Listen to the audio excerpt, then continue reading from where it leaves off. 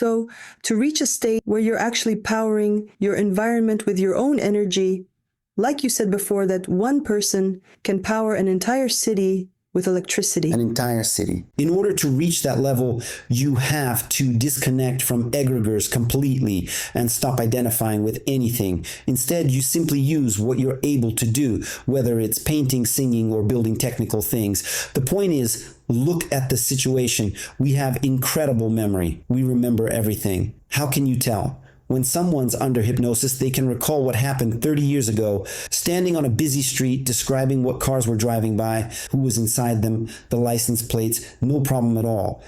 What does that tell us? Egregores have no interest in us using our memory. Why? Because they conflict with each other. And wherever there's conflict, they freeze it.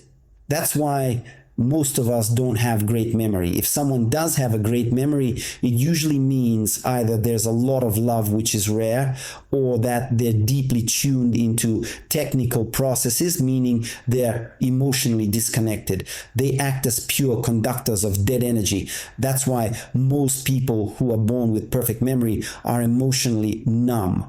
They don't feel, which is why they can channel those flows. But the more sensitive you are, the more your memory will block certain things. What I'm saying is this: the moment we find a way to stop identifying with what we are not, and the truth is we are nothing but man or woman, then eternal life, youth, efficiency, and direct knowing of everything in every moment will always be available to us. So really, we don't even need memory. We don't. Memory is like, why would you need memory if you've got Google, so to speak? You can just go there and find out anything. Only in this case, Google is in your head. Like I've said before, when I read people, I don't look at their biography, their medical record, their natal chart. I just look at them, ask what we need to know, and thoughts come, and I speak. I'm not the first to say this. Seraphim of Sarov used to say, I don't know anything about anyone. I just ask the question, fall into silence, the thoughts come, I believe they're from God, and I speak. And it always works out. Every time I rely on memory, I make mistakes.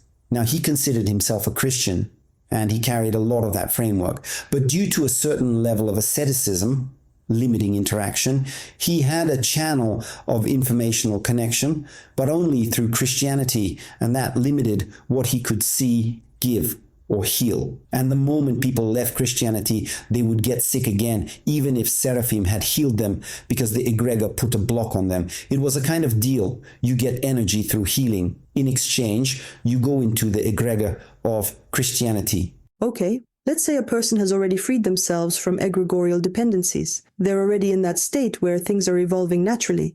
How do you see it working? Someone supplying electricity to a city. Does it involve retransmitters or something else? What is that? It's more about receivers. Receivers? The person doesn't need to have anything.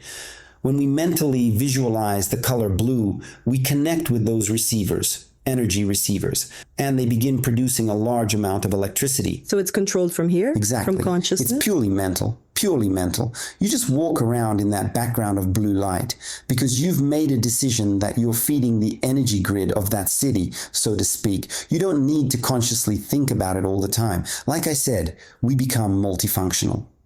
As Seth said, Jane Roberts, when she did her channelings, he said, right now I'm simultaneously in countless universes helping countless people. So you can already start visualizing blue light and your city right now? Easily. The only issue is our current energy systems aren't calibrated to them. That's all. Are we going to grow anything new, like receptors? I think what we'll be doing is accelerating the arrival of the time where we start creating the conditions, the systems, and the scenarios for that to happen. We simply need to return to love.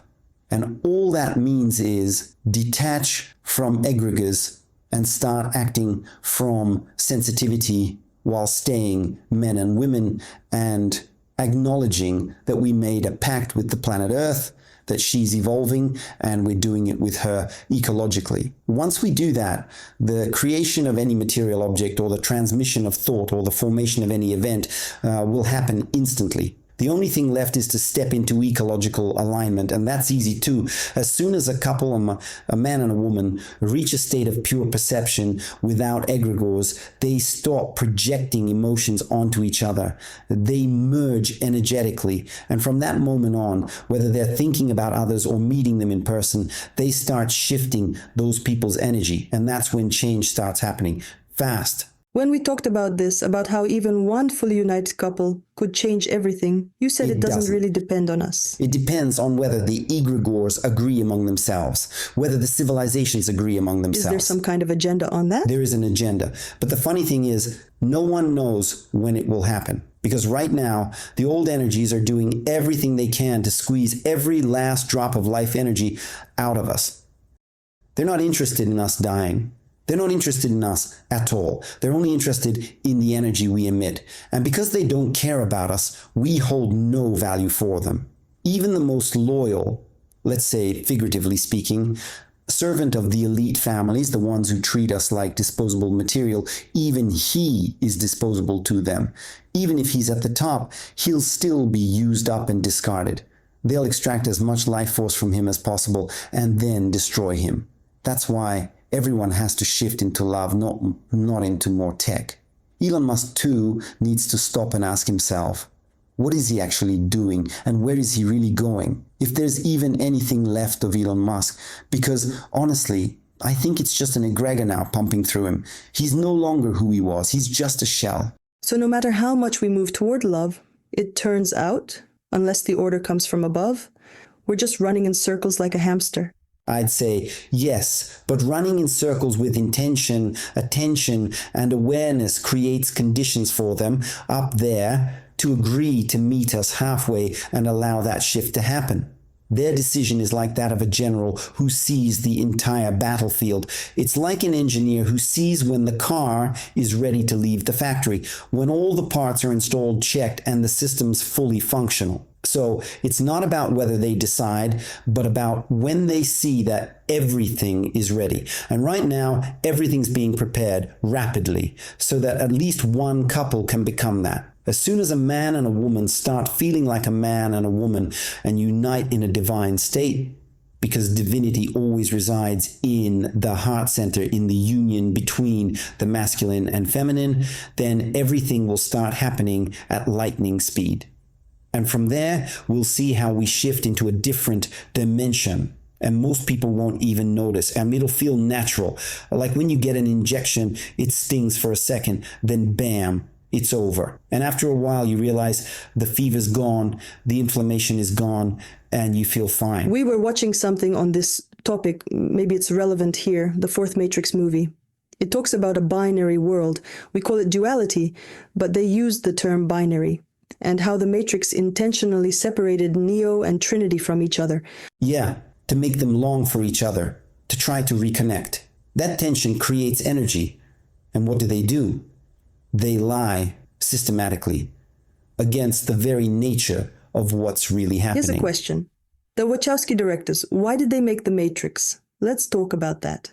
The original idea was beautiful. In the third film, love was supposed to win. It was supposed to. Yeah, love was supposed to triumph. And because they received the full wave of energy and information, the entire flow came through them. The script was rewritten at the very last moment under pressure. I'd say under pressure from the elite families, the reptilians who worked through the directors, through the industry moguls, they couldn't handle it. That third movie would have never been released as it was originally meant to be. Those guys wouldn't have allowed a film to come out where everything ends with love. I read one of the scripts, allegedly written by them, and it actually made sense. It felt like that was what it was meant to be. But because so much energy had already been released, they ended up doing what I'd call like packing your bags for a trip, buying your ticket, calling a taxi, and then not going. But the energy's already been spent. And to survive all that, they had to become women because they strayed from their intended path. But even that was just part of the preparation. We have to understand, through books and films, we receive about 90% of what's going to define our experience of time. Become women meaning the Wachowski directors. They used to be the Wachowski brothers, and now they're the Wachowski sisters. Okay, but in the last film, like there's the handler or psychotherapist, and he basically acknowledges their significance, that these two individuals are powering the entire matrix with their energy, the one they live in. Yes, and do you know why? Because of the highest level of love, they're generators. But they needed low frequency vibrations, so they wanted them to stay apart. That way, the system would constantly try to pull them together, and that tension would generate energy. It's the same thing here. As above, so below. In the micro and in the macro, almost all couples are unhappy. I'll say it straight. All couples are unhappy. And anyone who thinks, no, look at us, we never fight, you're just asleep. That's why you don't fight. Because if you truly wanted to grow, the system wouldn't let you stay in peace. Not unless you were clashing like cats and dogs. Saying unhappy feels kind of harsh. I'd put it this way. They haven't truly experienced happiness. What they have is compromise. Like my parents used to say, marriage is hard work. And I think, yeah, it really is hard.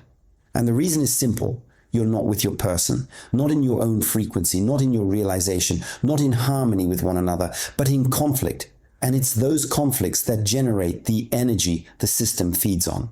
The energy of family conflict is exactly what they want. Remember how some astrologers say that divorces, deaths, and emotional crises, they all benefit the matrix? It's profitable. But harmony, that's not profitable. Why? Because harmony is love. And the matrix runs on bugs, on glitches, on viruses. It materializes the bugs that come from those inner misalignments. Exactly. Some beings live through life. Others live through death. Vultures, for example, they feed on rot and they're thriving. These entities breed bugs because they feed on bugs. Originally, they were created to clean the system, like vultures or janitors. But now they've taken over. They need more and more bugs. And that's why they have no use for love. You know, unfortunately, it's very clear. Most psychotherapists aren't actually therapists. They're people who need money, so it's in their interest for clients to keep coming back. Same thing with many dentists. They want people to have tooth problems. That's how they make money. But logically, a real therapist should want to have no clients at all. A dentist should want people to have healthy teeth. So that everyone would be healthy, right? Exactly. Ideally, only a few people would come and the therapist would still thrive. But the way it is now, they thrive when everyone's broken, when everyone's suffering. And the problem is, they don't understand that the moment you start giving love, the moment you genuinely want your client to never need you again because they're completely healed, that's when people will come to you. That's when you'll be fulfilling your program. That's when you'll be happy, healthy, wealthy, successful, living in eternal youth. But for that to happen, the whole approach has to change. So, to sum it up, after the fourth Matrix movie, the sisters will turn back into brothers now? Just kidding. Well, maybe. But the point is, if they had beautiful relationships with the opposite sex, they wouldn't have been allowed to succeed. The Matrix wouldn't have allowed it. The elite families and the reptilians wouldn't have allowed it. And sure, some people might say, what reptilians? What matrix? Guys, all of us are being run by energy information structures. They manipulate our hormonal systems with ease, and it's only because you're dependent on something. The moment you stop fearing death and start living peacefully with joy, they become powerless. Powerless to influence you emotionally or circumstantially. Let's end this episode on a calm note, something positive ideally. So, let's start with the bad. You've always said that all creativity comes from pain. In our world, most poems, songs, and paintings come from pain. But if we look into the future, what kind of music will the future bring us? Will music still be part of our lives? Are there healing programs in people's creative expression? Is there a way to create that actually leads us to health and prosperity instead of transmitting our pain onto the canvas? Everything in this world is designed to lead us toward prosperity. Doesn't matter, a couch, a television, a video camera, a chair, a car, a house, all of it is made to support prosperity. The only question is, what energy are we putting into it? Pain or love? When you create something in love, you write music in love. There you go. Healing, resurrection, anything you want. You cook food in love. It heals people. You hug someone in love. They recover. Think of the miracle workers. They did it all in love. But somehow it's hard to write in love. You just haven't tried. Try it. It's like riding a bike. At first, you fall over and over, but you keep trying until one day you ride. Just consider this. Make it about love, but don't turn it into a mission like, I'm going to force myself to write in love, even if it kills me. Yeah, like holding the field of love, painting, singing. So that'll be our message. Let's say this. Everyone can try creating, among other things. I said it at the beginning. If you start doing everyday things with pleasure, then in just a month, you'll start doing them with love. So, to go back to the original question, will music still be part of our lives in the future? Because the lyrics we hear now, well, you've heard them yourself. I feel like lyrics are kind of losing relevance in music these days. Even singing about love, it feels overused, sometimes already on the second line, or even right away. So will there still be music? And what kind? Electronic music is really popular now, for example. Well, most music today, most songs and musical pieces are designed to extract energy from people. Great. So much for ending on a positive note.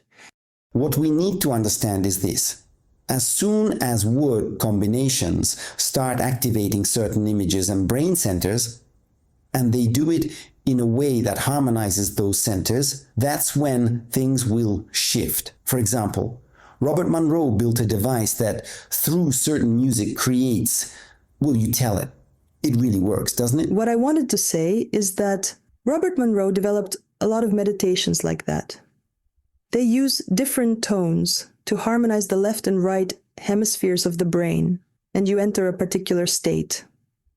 So yeah, I'm saying that's one of the ways it can work. See, we need to understand why we watch movies, why we listen to music. We only do it for one reason. I mean, yes, some people feed their pain through it, and some singers sing through pain. And what they do is attract others who are also in pain.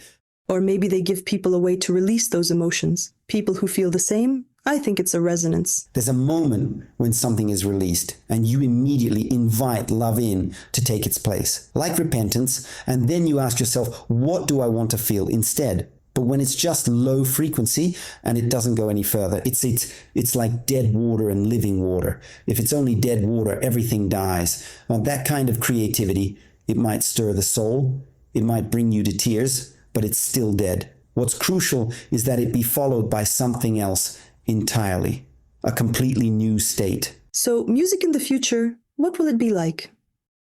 In that version of the future you talked about, where we power cities with our energy and harmonize everything, will music still exist? Ideally, no. There will be only the music of the soul. People will exchange the sound of their souls. That's it. So it'll be a completely different kind of perception. It'll be a sensory form of interaction. Those who create soul music, people will come to them. And it won't be sound in the way we understand sound now.